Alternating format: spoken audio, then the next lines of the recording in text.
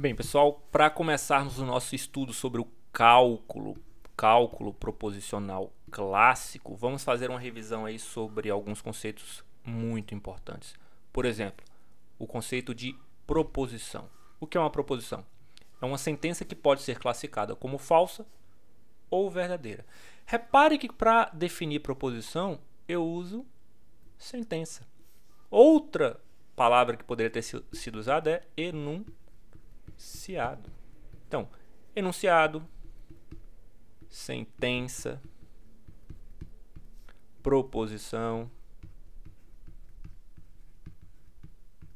Poderemos usar qualquer um desses três termos aí, ou até outros, indiscriminadamente, tá? Na prática, vamos nos resumir preferencialmente a esses dois aqui, ó.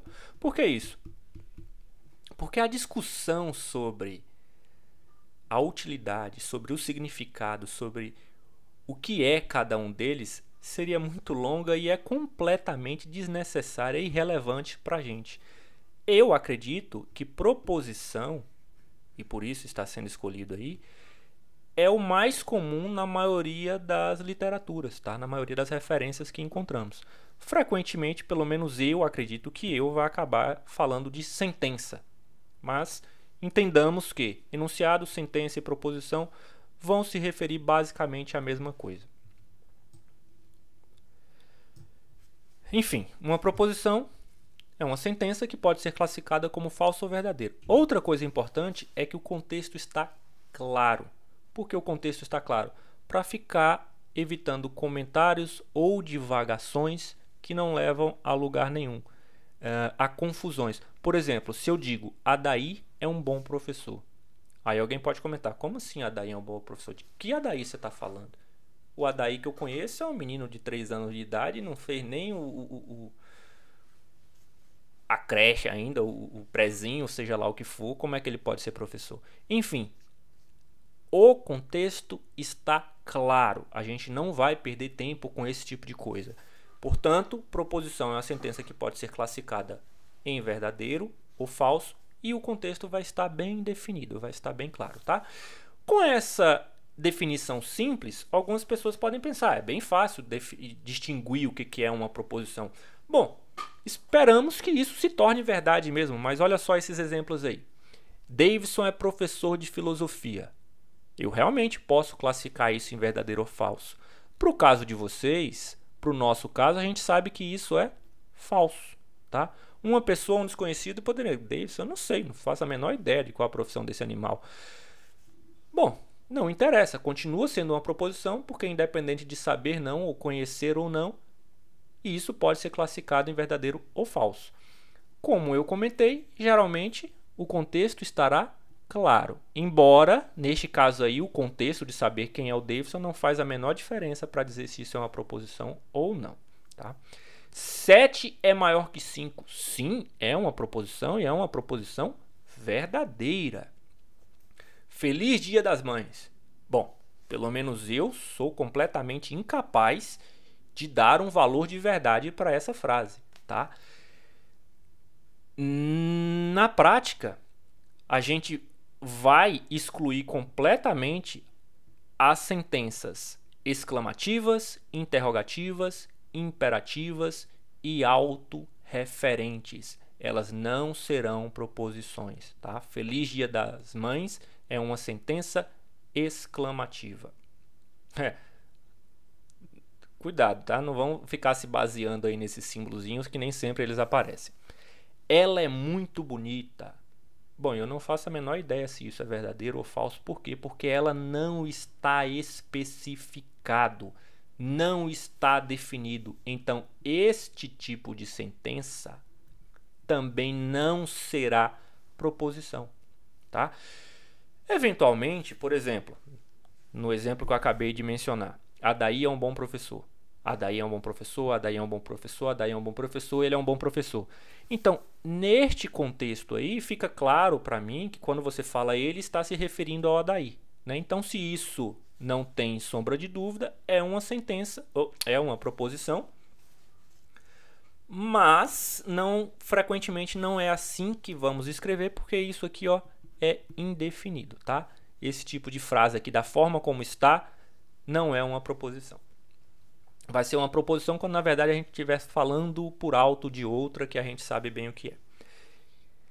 O que pode acontecer é que algumas pessoas acham assim, se uma proposição pode ser classificada em falso ou em verdadeira, a pessoa acha que ela tem a obrigação de saber se é verdade ou falso. E nem sempre isso acontece. Tem muitas proposições que a gente não tem como afirmar, como atestar, como validar a veracidade da afirmação, certo? Da proposição. Mas nem por isso ela deixa de ser uma proposição.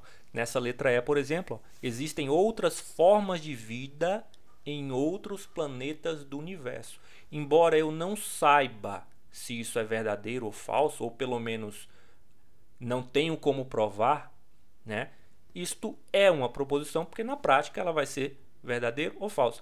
No mundo tem 9.483.553 pessoas. Bom, só vão descobrir depois que contarem todas elas, né? Apesar da gente ter uma forte tendência a acreditar de que essa informação é falsa, não dá para dizer com certeza, mas enfim, ela é uma proposição, assim como essa aí, tá? Por mais que a gente não consiga atestar a veracidade, não significa que ela não seja uma proposição, porque ela pode sim ser classificada em verdadeira ou falsa. Frequentemente a gente não vai estar muito interessado em ficar discutindo a veracidade ou falsidade da proposição, tá? Esta frase é falsa.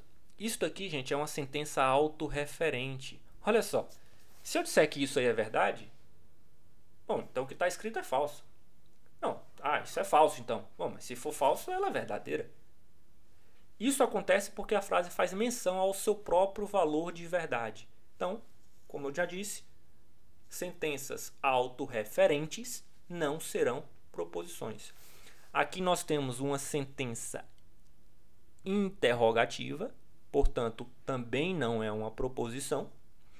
E aqui é um aviso para vocês, mas também não é uma proposição, tá? Isso aí é uma sentença imperativa. Na aula passada, vocês viram 3 dos princípios da lógica clássica e frequentemente só são enunciados 3. E frequentemente, pelo menos eu, e ainda mais dependendo da forma como estiver escrito, tenho dificuldade de distinguir, né, esses princípios. Para mim não é alguma coisa fácil. Mas vamos lá, vamos relembrá-los e vamos comentar sobre esse último aí, ó. Princípio da identidade. Uma proposição é verdadeira, então ela é verdadeira. Se você preferir dizer, ó, se uma proposição é falsa, então ela é falsa, você também pode falar dessa forma aí. Na prática, o objeto é idêntico a si mesmo. Princípio da não contradição. Dado uma proposição e sua negação, uma delas é falsa. Nenhuma proposição pode assumir os dois valores ao mesmo tempo. Quando eu falo essa última parte aí, para mim, de certa forma, estou tornando desnecessário esse princípio da bivalência aqui. Mas vamos lá. Princípio do terceiro excluído. Uma proposição será ou verdadeira ou falsa. Não há uma terceira possibilidade. Tá? Por isso o princípio do terceiro excluído. Ou é verdadeiro ou é falso. Não tem outra coisa. E aí esse princípio da bivalência diz que toda proposição ou é verdadeira ou é falsa. Para mim parece muito parecido com o princípio do terceiro excluído, mas não é a mesma coisa, tá? Na prática, esse princípio da bivalência, que como eu falei, nem sempre aparece, e dependendo da forma como você interpreta esses outros aqui, ele pode ser suprimido mesmo, na minha opinião, mas eu não tenho condições, pelo menos não ainda, de discutir a respeito deste princípio, tá? Na prática, o que ele está dizendo é o quê? Que toda proposição vai receber um e somente um valor de verdade. Ou seja, nenhuma proposição pode ficar sem um valor de verdade, mas também não pode receber 2. Por que eu digo? Por que eu estou dizendo? Olha só, como eu comentei aqui, ó, nenhuma proposição pode assumir os dois valores ao mesmo tempo. E quando eu escrevo aqui, ó, ou verdadeira ou falsa, se eu interpretar isso aqui como um ou exclusivo, eu também estou dizendo exatamente o que já está escrito aqui, ó. Esse ou aqui, ele tem esse ou, ele tem a função aqui neste princípio de indicar que ou é verdadeiro ou é falso. Não pode ser os dois ao mesmo tempo. Tem que ser um e só um deles, tá? Por isso que, de certa forma, da forma como você lê, para mim, posso estar enganado, ele acaba sendo suprimido e torna-se irrelevante. Em muitos materiais você encontra só os 3 primeiros. Algo que eu acho importante falar quando a gente está falando de valor de verdade das proposições é que ele não precisa, apesar do nome, né, valor de verdade, o valor falso também é um valor de verdade. Ele não precisa ser verdadeiro ou falso. Basta apenas que sejam 2 objetos distintos, né? Exemplo, nós vamos usar, possivelmente, mais para frente, 0 e 1. Tá? Só por curiosidade, frequentemente a gente associa o 1 ao valor verdadeiro e a gente associa o 0 ao valor falso. Bem como frequentemente se associa o 0 a desligado e o 1 ao ligado. Tá aí, ó, outros 2 possíveis valores de verdade. Enfim, o valor de verdade basta que sejam 2 objetos distintos, tá? Não precisa ser necessariamente verdadeiro e falso. Mas, como eu disse também, por ser mais frequente em diversas literaturas, a gente acaba adotando esses 2 aí, porque para mim também parece mais compreensível, mais prático. As proposições, elas podem ser, e aí mais uma vez, por que os professores de lógica, pelo menos eu, vou ficar bastante confuso, se confundem?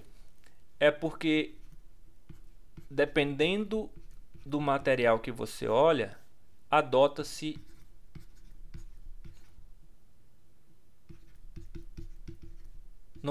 nomenclaturas distintas, e aí alguns até misturam elas.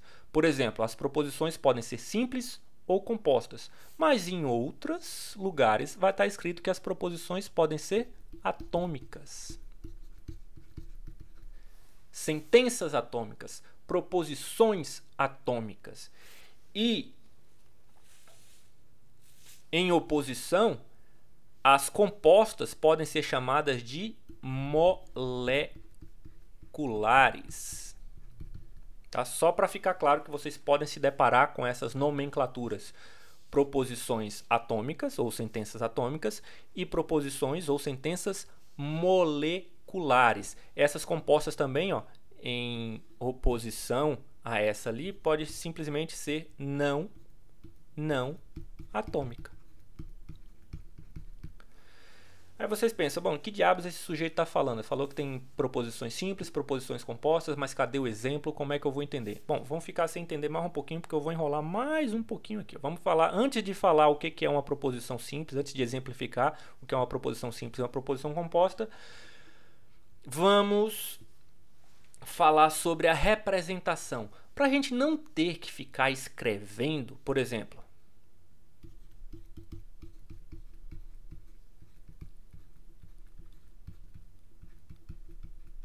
por mais simples que esse diabo aí possa ser, é meio chato ter que escrever isso tudo o tempo todo, né? Então eu vou representar isso por uma coisa mais simples, por um símbolo. Eu vou usar essa letra aqui, ó. Por que eu estou usando letras minúsculas do nosso alfabeto para representar as proposições atômicas? Porque eu quero. Porque em outros lugares, ou se eu quisesse, poderia usar as letras maiúsculas. Ou outra coisa, tá? Mais para frente, nós precisaremos de outras letras para, por exemplo, representar as fórmulas. E aí nós vamos escolher, vamos definir, mas é bom que se adote um padrão. Para o nosso caso aqui, até para seguir o que já foi estabelecido no vídeo anterior, vamos adotar as letras minúsculas para representar as proposições. Também é possível que eu faça uso de um índice, ó, Por exemplo, se eu tiver muitas proposições, em vez de não vai dar, né? Não daria para usar o alfabeto, nem que fosse o alfabeto todo. Então o que eu posso fazer? Eu posso fazer P1, P2, P3, PN, tá? Eu uso esse subscrito aqui para permitir que eu use uma mesma proposição e escreva de forma indefinida. Felizmente, na minha pouca experiência, raramente a gente vê fórmulas que precisem de muitos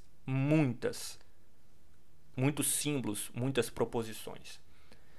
Enfim, o que é essa maldita proposição simples e composta? Deixa eu colocar um exemplo aqui. Olha só, temos 3 exemplos aí. Adair é filósofo, Davidson é professor de matemática. Essas duas primeiras, não me parece possível reduzirem a algo ainda mais simples do que isso. Já está, para mim, no limite da simplicidade. Então, elas são proposições simples. Você não consegue reduzir isso aí. Pelo menos não sem perder valor. Já essa terceira, ela é uma composição das outras duas. Ó. Eu junto a primeira proposição e a segunda proposição através desse conectivozinho E aqui, ó. Certo? Então, por isso, eu posso dizer que estas duas aqui são simples. Simples. Proposição simples. E proposição composta. Simples assim. Proposições simples, não tenho o que falar, né? Não consigo reduzir a nada menor. E as proposições compostas são formadas, são a junção de outras proposições simples. Então, ó, se você interpretar isso aqui, querendo usar aquela nomenclatura de atomicidade, aqui você tem um átomo, aqui você tem um outro átomo, e aqui você juntou os átomos e formou uma molécula. Bem, é isso. Aproveitando a deixa, no próximo vídeo nós vamos falar sobre os conectivos. Mas por hoje, ou pelo menos por esse vídeo, é só.